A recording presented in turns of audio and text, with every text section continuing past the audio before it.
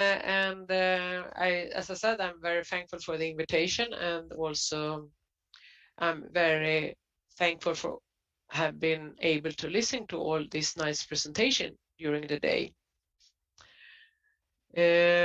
So I would like to also acknowledge these people already in the beginning, and especially Ludvika, who was a former PhD student in our group, and the other ones are collaborators, where I will try to present some data from. So the other presenters have really set the scene. So they have already talked about personalized medicine, for example, and FDA has then defined it quite broad definition, and you can read it here, that we are taking into account genetic or other biomarker information to make treatment decisions about patients. And that is where we will be in the start of this presentation. So here is a slide where we can see different type of treatments you can try to design to achieve a good effect, and also adapt it to different patients. So what you normally do is that you take samples from the patient and make some examination of what you need. For example, it can be the dose of the pharmaceutical formulation, and based on the needs the patient has, then determines the treatment plan. And then you go to try to understand what type of release that patient is favorable. And then you go out and design your formulation, and you do the printing. And the two last steps here is the main focus when it comes to materials and knowledge around materials. And what I want to talk about is these three steps today, but we will start then with this treatment plan. And the hope is, as you heard in the FDA's definition of personalized medicine, that one should start when it comes to the genetic code we have. Unfortunately, we don't have always understanding on how the genetic code is for all of us, and also which diseases that connects to the different genes. That is, of course, an ongoing process and a continuous development. And today also, you maybe can find out the dose that you prefer to do, but it has been equally important, especially for controlled release products, that you also know the release rate. So that is still a challenge where we must work more on. But there are also challenges when it comes to if you know that this is the in vivo release you want. And then what you try to do is that you make in vivo release data. Here is for one tablet, and then quite common tablet, and then they go back and do in vitro release, and then you make an average of the in vivo release and an average of the in vitro release, and then you make an in vivo in vitro correlation. And based on that, we then go back to the patient what they wanted and try to say that, okay, now we know how we want to have the release in vitro, and then that is our design goal, and that is how the formulation should act. But if you look a little bit carefully here, this is 19 different patients, and you can see a quite broad standard deviation here. So this, if you're this type of patient or that type of patient, you don't know that. And that is due to that even if you have a chance of say that, okay, this is probably this type of disease and you should have maybe something of this dose, still the shape of this curve will depend on which day you took the tablets, what conditions you were in, what you have been eating, and so on and so on. So there are a huge variation even for the same patient, which make it extremely difficult to get a correct in vivo in vitro correlation. And the second thing is that in the pharmaceutical industry, there's a strong belief in that we all have 900 milliliter in a stirred beaker, and you place the tablet there, and then you stir it with, for example, in this case, it was 75 rounds per minute. And that is the best way we can do to mimic how it acts in vivo, which is, of course, quite optimistic way of thinking. But still, that is the ground settings when it comes to the background, and a big challenge. So if we should succeed with making personalized oral drug release formulation, we still have much to do up here, this part. But there is also a lot of things that we need to continue to develop our drug release systems and formulations. So if you should have an oral drug release formulation, it's important the release rate. And a classical way to change the release rate for oral drug release systems is that you change the shape of the materials. And here opens the 3D printing a huge benefit, because then it is quite easy to do this. So here is 5 different examples, and here is 5 different release curves. And traditionally, we know that surface area over volume is often a good indicator, and you can see that some of them come very close here. For example, the cube and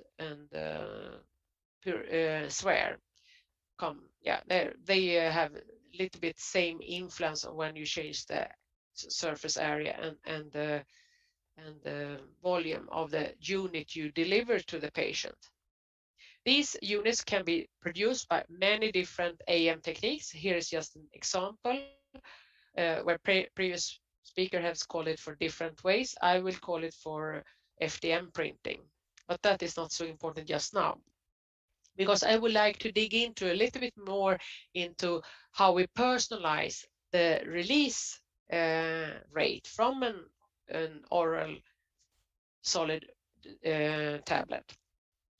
Yeah, and I would like to illustrate it with a classical way drug delivery system. There are 3 normal ways to achieve extended drug release rate, and that is that you make a coating, you make an insoluble matrix, or you make a soluble, water-soluble matrix. And this example here is a water-soluble matrix that is then built up of polymers that dissolves slowly, and then they create this entangled polymer solution here around. And here we have the core, and that then become diminished with time. So after a while, is no core left, because the water go in and plasticize the polymer in the core, and then it goes from a glassy state to rubber state. And on the surface here, these polymers erodes, so they leaves from the surface. So this is a classical matrix tablet for a solid solid hydrophilic matrix tablet. And the drug is then equally distributed in this tablet. Printability, for example, is a classical example of that. And then the drug can diffuse out from this yellow layer and be released. Okay, so here then we take this 900 milliliter and determine the release rate as a function of time. So this is one example. So you can see it releases here a little bit slowly, and then it levels off. And in this case, it was everything released after 300 minutes. If we now should personalize it and we say, okay, we want to have exactly the same release curve, but we will have the double of dose. So the tablet in the example I gave you had 60 milligrams, and say now that we would like to increase it to the double. The problem is, and then you can see this curve. Yeah, it sounds super simple, but unfortunately, this is not the way it is in the real life. But as I indicated before, the area per volume is extremely important for the release rate. So it's very likely that you achieve something in between here. And that is due to that here in the gel layer, you get another stiffness of the gel, for example, so you erode the polymers from the surface differently, and also the water penetration is slower since this gel layer here expands. So you never get, if you make a cylindric tablet and then make it the double of height, you don't get the exactly the double release rate. So then we have a problem. So we need to adopt and go back and forth. And here is, for example, simulation tools, a way to get it faster to what type of really volume you should print your unit to. But still, it is not an easy challenge. But say now that we have succeeded and we know that this shape is the right one, then we must understand that each patient then need to have the double of dose. Maybe it's obvious that then you increase it to the double of size, but that will now not be the case if you should have exactly the same release rate. But what comes where if you should both have double dose, or you should change both the dose and release rate, then you use a FDM printer, because in the FDM printing, then you make a filament of the drug and the polymers at the same time, and then you will end up in that each patient need one particular filament. And now it starts to be very expensive and very unpractical. So we came up with another way to personalize and use 3D printing. And that was the Rudvika who then presented her thesis and also got the cover here, where we use modules. Then you have small units and then you build them together to a product. And by doing that, you can have, for example, here, this example is that you have 3 different modules and then you can mix them. And then you will have different, much more variants than the 3 you started with. And that then will open up a window for you to be able to both adopt a new way of new release rates and doses. And so that was our hypothesis that this should be able to do. So what we did was that we printed a cup here and a lid, and then we extruded a core and cut it in pieces, and then we placed the core in the cup, and then we had different type of lids. So now we have the same dose here, and we can control the release rate by have 3 different lids. And here we did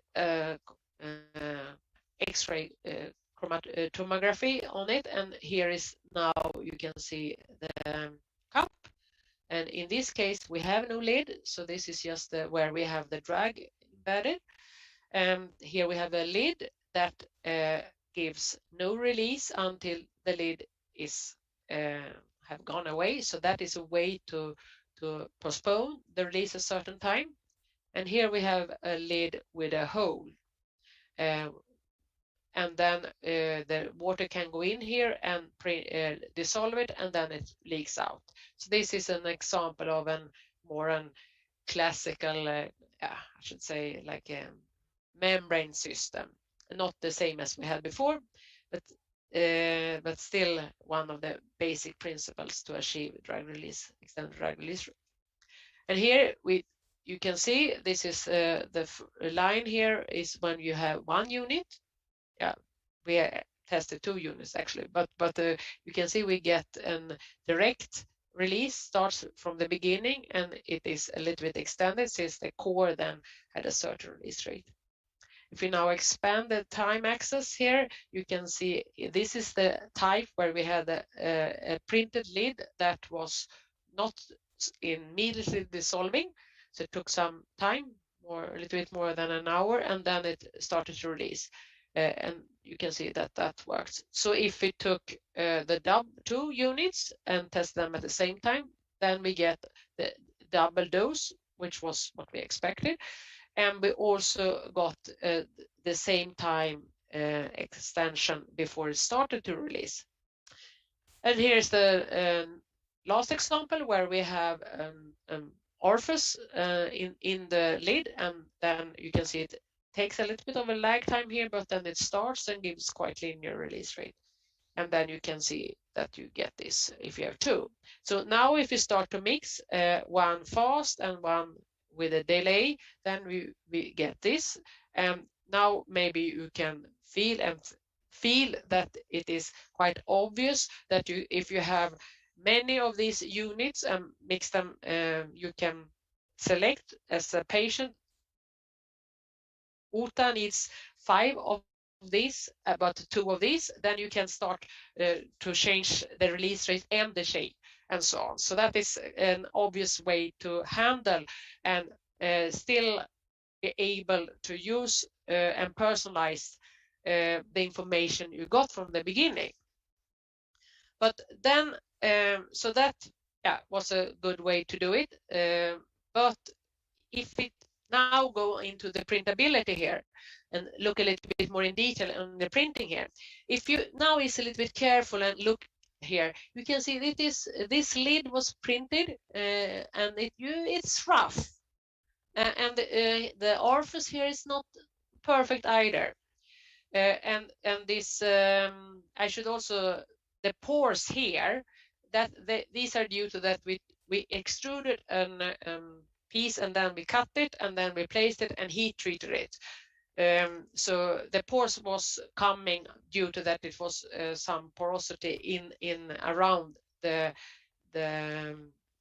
core when we placed there from the beginning. So the pores, don't care about them just now. Take instead a look on these particles here, or that is strange there. And then we started to think, okay, why do we get this? What is the problem?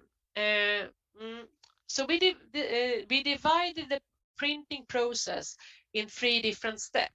So we have the feeding into the printing unit. We had the disposition during the printing, and we have the adhesion. These are, we then could see that this is not only valid for FDM printing, most of the other types is also exactly have the same pattern there. So we tried to generalize this and made a review paper based on that. Another way that is not so often used in pharmaceutics is that you use polymerization. So you take your drug and mix it with something that initiate reaction, a polymerization reaction, and then you do, for example, UV curing here, and then you have it. That is a little bit interesting, since this concept is never used for oral controlled release drugs. But if you get problem with your tooth and you go to the dentist, then they help you with that, then they will use this concept. So it is okay to do it here, but not to make it before you take a tablet. But that is the case. We don't think more about that just now. We continue instead here, where we now took these different principles and went through what is the parameters that is critical for these steps. And it was quite clearly that the polymers is always used in these concepts. And these have different printing techniques, have different polymer challenges, if I say so. So if you take, for example, the FDM printing, what you normally do is that you make an an extrudate that is then what you feed your extruder with. Unfortunately, the interactions between the thermoplastic polymer and the drug is a challenge, since quite often these filaments became brittle, so it's when you bend them, and then it makes impossible, more or less, to print them. That's not impossible, but it's very challenging. So there are examples there they have placed the extruder on top of the printer, so that then direct feed into the FDM printer. But it is quite obvious that the TG, the melting temperature, and degradation temperature, you need to have the span there. Also, the degradation temperature for the drug is important there. And the next step is that you should dispose it. And here we could see examples on the slides I had here, that the disposal, the roughness here comes due to that it is an imprecision in the nozzle that dispose the melt on here. So that is another example. And then we had, of course, the adhesion both to the building plate and to the next layer, and that they must be a good adhesion there, otherwise it will not work. The same goes for this example, where you have pressure assisted microsyringe, where you have the drug and the gel or paste, and you press it through a syringe, and then the rheology of this paste or the gel is then critical to achieve both the feeding into the nozzle or this deposition here. But this is I should say that in the literature this is the most common one used. This is quite common as well, and then you can see the same problem here. Here we have what Edvard talked about in the morning, where we have a laser that sinters a powder, and then of course the powder must have a good flow, and when the laser hits the particles, then they must melt in a good way. I should also say that the laser that Edvard used in the morning is much stronger. If we need to go up to, typically you have most of the active drugs substances, they degrade around 200 if they are good, 250 if they're super good. Very often they can degrade below that. So our printers are more kind, if I say so. But still, I think one should look into and try to see if one can't connect the questions that Edvard stated in the morning, where you should melt the particles together in a smart way and in a good way. They are the same questions as you face for drug delivery systems, because it's very often that you get fragile products. I should go back here. I was a little bit fast here, and I should say that this challenge with this system is that many of the active drug systems are sensitive for water, and these are very often based on water. Of course, it's not an absolute requirement, but it is very often. So then it is a problem as well. Anette, yeah? Can you please wrap up? Wrap up? Oh, then it's perfect. So you need to decide. The polymers has a very important properties. You need then to decide if you should develop new ones or approved ones. There are around 40 approved ones that has been used for all our drug delivery systems, and these for printing of in all types. And then one can conclude that our conclusion in the review paper was quite direct. You need to have a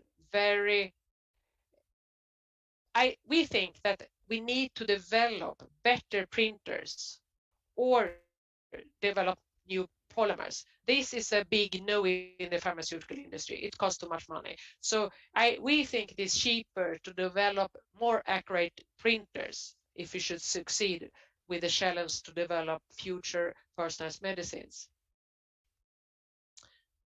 So yeah, this is the people that I've been working with, and I would like to thank. And we continue to work with, for example, the Oslo group here.